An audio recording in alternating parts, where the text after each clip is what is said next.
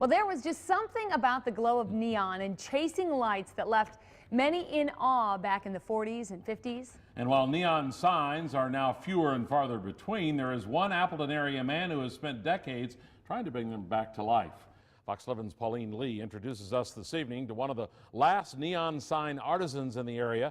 He describes his electrifying collection that opened for public view today. This is a sign I did for a customer There's just something about a workshop that I lost his phone number for, and he hasn't called me. He's very patient. where creativity can shine.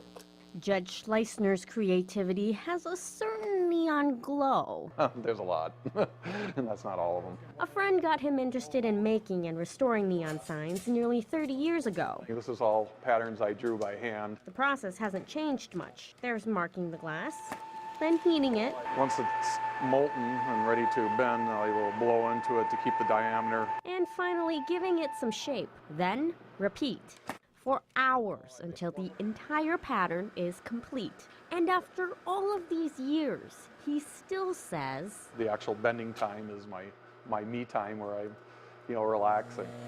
and the end result is still mesmerizing. It's really pretty cool. So yeah, I get a reward. But what has changed throughout the years is the demand. Labels still hang on the walls in the hundreds. So, little Miller signs, Sundrop. From companies he used to repair signs for. That kind of went away in the downturn. Neon signs first came to the area in the 1920s. By the 40s and 50s, Appleton was electrified.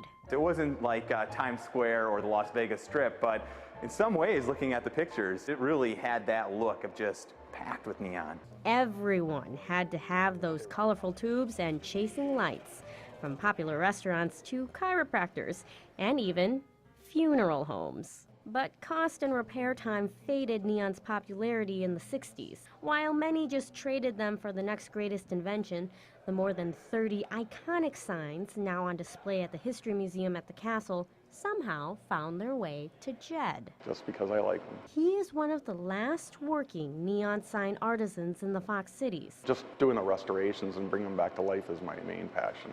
From signs of weather I purposely left all that because it just was beautiful. to even bullet holes. I don't charge extra for those. What many see as what once was, he sees as something special. I think that just totally makes the sign. It's been a while since these signs caught anyone's attention, but maybe now others will see them in a different light.